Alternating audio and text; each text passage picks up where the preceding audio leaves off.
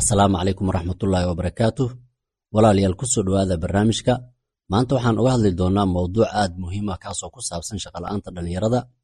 Barnaamijka inta uu socdo waxaa dhextaal inoo noqon doona muuqaalka Axmed Nuur Cali Jimcaale oo ah milkiilaha shirkadda Hormuud oo isagu meelo badan uga hadli doona waayo aragnimo muhiim ah mowduucan. Qaar badan oo naga mid ah ayaa waxay la harjadayaan inay shaqo helaan, laakiin annaga ka ummad muslim ahaan waxaan qirsannahay in risaaqadeenna mar walba alla agtiisa laga qoray. Sidaa darteed waxaa waajib nagu ah inaan dadaalno kuna kalsoonaanno qorshaha alle. Fursaduhu si mucjiso ah kuma yimaadaan ee waxay u baahan yihiin in la abuuro. Waxaana tusaale noogu filan xigmadda Soomaaliyeed ee tiraahda shaqo raadis waa shaqo, taasoo macnaheedu yahay in aad baadigoob ugu jirto wixii aad rabtay ayaa ah shaqo muhiim ah oo aad ku gaarayso wixii aad doonaysay. Waxaan doonayaa inaan barnaamijka kugula wadaago tallaabooyin kugu caawin doona inaad ka gudubto caqabadaha shaqo la'aanta, kuwa oo isugu jira waxa ay diinteennu ka tiri, xigmado Soomaaliyeed iyo kuwa caalami ah, kuwa oo laga yiri caqabadaha shaqo la'aanta iyo tallaabooyinka ku saabsan sida uu qofka ugu gudbi karo caqabadahaasi. Waa hubaal haddii aad dhaqan geliso inaad natiijo wanaagsan gaari doonto. Fadlan nala soco ilaa dhammaadka. Dhalinyaro badan oo Soomaaliyeed ayaa la harjadaya shaqo la'aan sababo la xiriira fursadaha shaqo oo aad u yar, xirfad la'aan, tartan adag oo ka socda suuqyada ganacsiga, caqabado dhaqaale oo ka jira dalka, amni darro meelaha qaarkood ka jirta, iyo tabashooyin la xiriira habdhaqanka shaqo bixinta ee nidaamyada dowliga ah iyo kuwa shirkadaha gaarka loo leeyahay. Aayad Qur'aan alle wuxuu ku leeyahay, xagga samada waxa ah irsaaqadiinna iyo wixii la idiin ballanqaaday. Tani waxay markhaati ka tahay in irsaaqadeennu tahay mid alle xaggiisa ka qoran oo aysan jirin cid naga hor istaagi karta, balse annagana laga doonayo inaan dhaqaaq samayno oo aan tallaabooyin qaadno. hadda waa in lala yimaadaa taqwa iyo iimaan, ilaahay ka baqid iyo iimaan inaad aaminsan tahay, ku tala saaratay, tawakul kullu waa in la helaa. labadaas shart haddii la helo arsaaqda waa la helaa. بهذا النص الله سبحانه وتعالى عليه ولو أن أهل القرى آمنوا واتقوا لفتحنا عليهم بركات من السماء والأرض. هديت أذكر أي آمين لها إله سبحانه وتعالى قرى دتك هدي تغنى الإيمان هايين آمدها من وحأفر لهم بركات من السماء والأرض. بركات واللي برزق كذا ما عبير بركات دي بركات معناه ذو عواية رزقي ينفع، رزقي وكأنفعه الدنيا آخرة.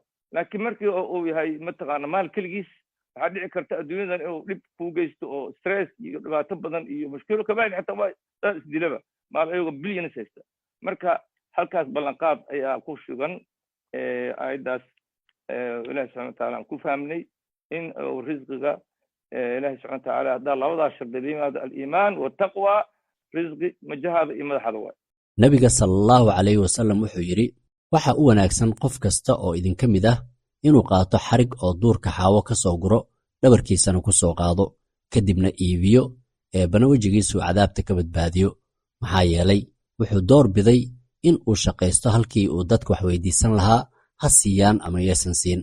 Xadiiskan wuxuuna tusayaa sida rasuulkeena u dhiirigelinayay in qofku dadaal sameeyo oo wax soo saar yeesho, allana ku kalsoonaado maadaama uu isagu ballan qaaday irsaaqadiisa.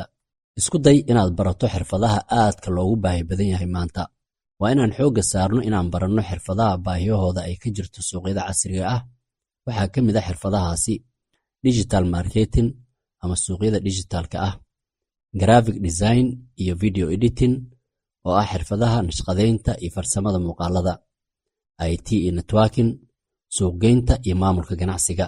Dhammaan xirfadahani waa kuwa ay maanta fududahay barashadooda haddii qofku awoodi waayo inuu fasal u xaadiro, xitaa uu awoodi karo inuu ka barto online-ka ayagoo weliba bilaash ah. Eebbe waxa uu ku yiri aayadda 39 ee suuratu Najm, bini'aadamku ma helayo wax aan ka ahayn wixii uu ku dadaalay, taasoo ina tusaysa inay laga maarmaan tahay inaan dadaal la nimaano innagoo u marayna waddo uu Eebbe raalli ka yahay. Dhaqankeena Soomaaliga wuxuu sidoo kale dhiirigeliyaa dadaalka. Waxaa jirta maamaha tiraahda, haddii aanad beerin ma goosan kartid.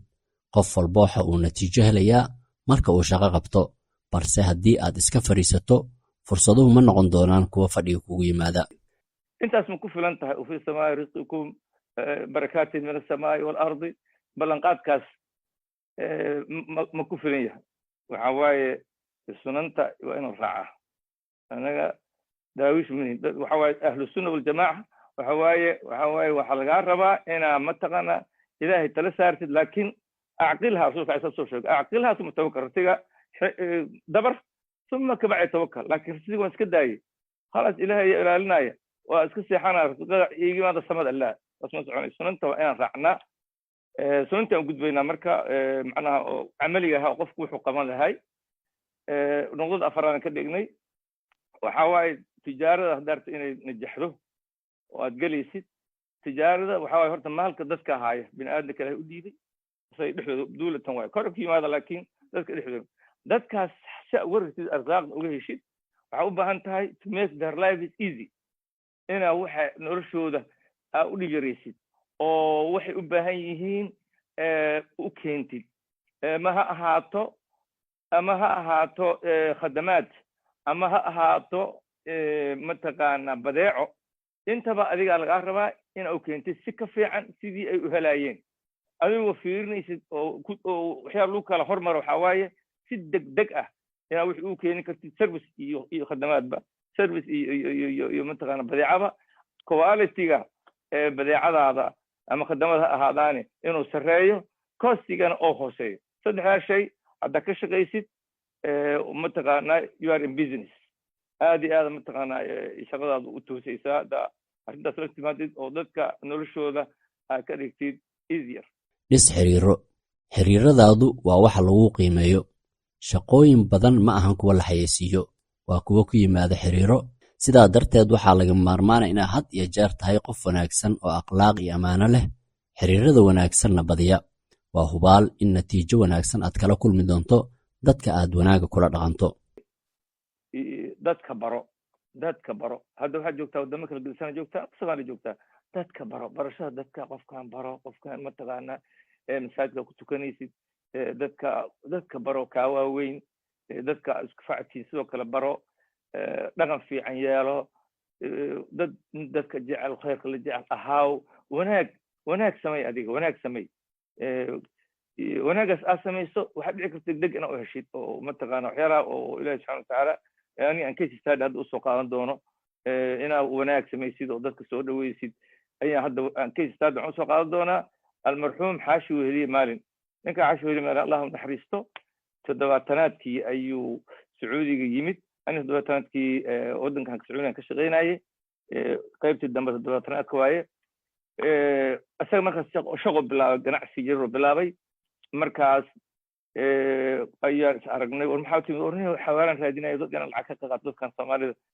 bas ana baawur taar sabax baawurkii marka ku wareejaa subaxdii oo kale shaqan jiraa laakiin baawurkii ku wareejaa gurigan heerkan qolooyinkan ugeey lacag ku aruursadaa liis oo mataqaana qaata badacadiisa gashta oo noqdaa ka bacdi waxooga businesskiisi waa weynaada xaashi weli allah naxariisto runtii markuu dhimanayo dadka oo businesska ugu weyn waddanka ayuu lahay isaga iyo ninka shirka yihiin joonudiin la yidhaahdo allah naxariisto labaduba dhinteen marka kabacdi xataa badeecadii haddana uu yuroni badeecooyinkaas iisoo dira oo iisoo gadaa marka hore sacuudi wax laga gadi jiray kabacdi dawladda wax laga diri jiray tiyaan bilaab inaan la qabto kabacdi waa 80-aadka markaasaan ka hadlaa kabacdi tadawrad dadkii kale ay barteen oo ganacsiid kale ay barteen oo raxmed nuurow mataqaana oo ninka xashuri minso ninkaan maha warni badeecaas loo soo ayaan commission ka qaadi jiray sidaasaa marka ani nafskeyga dadkii ugu barteen. had iyo jeer tixgeli inaad hal abuur la timaado. haddii aad shaqo heli weyso adiga mid abuuro. dhalinyar badan oo Soomaaliyeed ayaa maanta ku shaqaysta hal abuuro ganacsi oo la yimaadeen. noqo qof aad indhaha ugu haya fursadaha ka jira deegaankiisa. mar walba oo aad jaanis heshana isku day in aad ka faa'iidaysato fursadaasi. sidoo kale waxaa jira dhalinyar badan oo Soomaaliyeed oo dhaqaale ka sameeya suuqyada casriga ah iyo aaladaha online-ka ah. isku day inaad raadiso fursado ganacsi oo aad ka samayn karto dhinaca online-ka, weliba hab xalaal ah oo ay baraali ka yahay. iska fadhi guul laguma gaaro. sidaa darteed isku day inaad dhaqaaqdo. caqabadaha aad ka cabsanayso waxaa macquul ah inaysan ahayn kuwa hor istaagi kara kartidaada. isku day in waxa ka dhex guuxaya inaad ka gudubto shaqo la'aanta aad samayso. caqabad walba waxay ku noqon doontaa waayo aragnimo aad ku gaarto guushaada. waxaad ogtihiin caalamka international niman dhalinyaro ah computer bas wataa computerkii iyo softwareki waxaas isku rakibeen waxay keeneen fikrad shaqaynaysa oo dadkii u bandhigeen dadkii lacag ayay baxsadeen international. waxaa kamid ah shirkaddan Google, waxaa kamid ah Apple, ninkii Steve Jobs oo runtii founder ka ahay. they are billionaires. fikrada bas ay yimaadeen, dadkii lacagtii waa invest gareeyeen. lacagta marka lacag dadku waa lahayaa, laakiin xagee la geeyaa mushkilad taaganta. haddaa la timaada marka fikraddii waxaa waaye lacag majiina iyo mataqaana madaxiina waa. ku dadaal in aad waayo aragnimo ku hesho adiga oo qabanaya shaqooyin voluntary ah ama bilaash ah si aad uga hesho khibrad. inta badan waayo aragnimo shaqo ayaa laga maarmaan u ah fursadaha shaqo ee lasoo xayeysiiyo. ogow, dadaal walba oo aad samayso natiijadiisa adiga ayaa guranaya. waxaa jirta maahmaah Soomaaliyeed oo tiraahda nin dadaalaa dantiisa wuu helaa.